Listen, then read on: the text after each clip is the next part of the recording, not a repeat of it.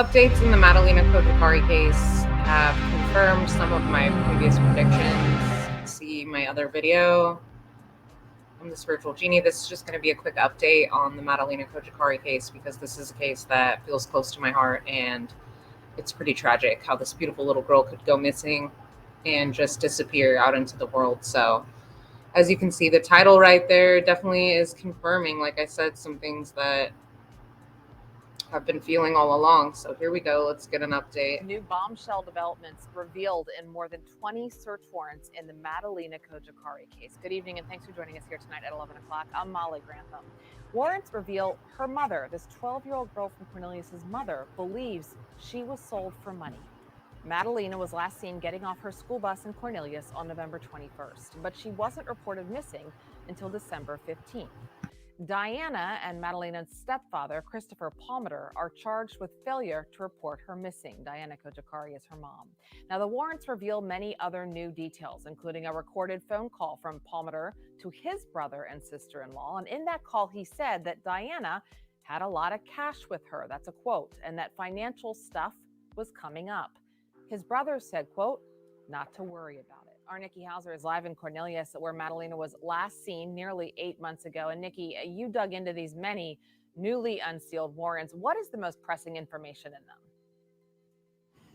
Right, Molly, if you can't tell by this stack, it was a lot of paperwork to go through, but we know that officers talked about a specific phone call as well between Diana Cojacari and her mother, in which they talk about the possibility of believing that Madalina may have been sold for money. Now, that's something that's led investigators to a possible human trafficking connection in this case, rather. The story's all new at 11. Inside a stack of over 20 search warrants, Tuesday night, new details of Madalina Cojacari's disappearance are coming to light.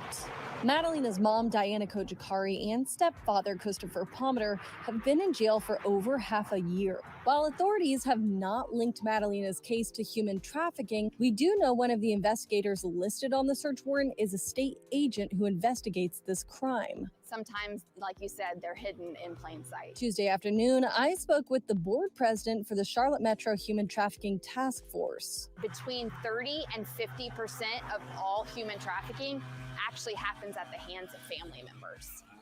Wow.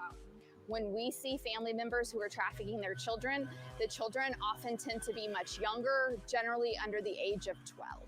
Shauna Pagano says human trafficking is a real issue everywhere, but made worse in Mecklenburg County because of our geography and having two major interstates, I-85 and I-77, going right through the area.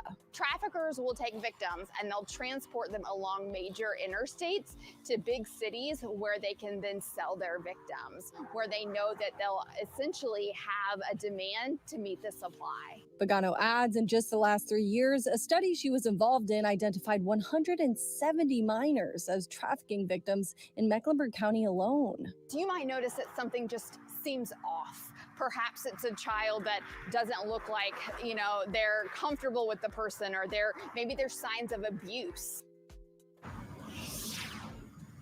She says if you notice something questionable like that, you can go ahead and call the National Human Trafficking Hotline. Of course, if it's an emergency, go ahead and just call 911. Live in Cornelius, I'm Nikki Hauser, WBTV on your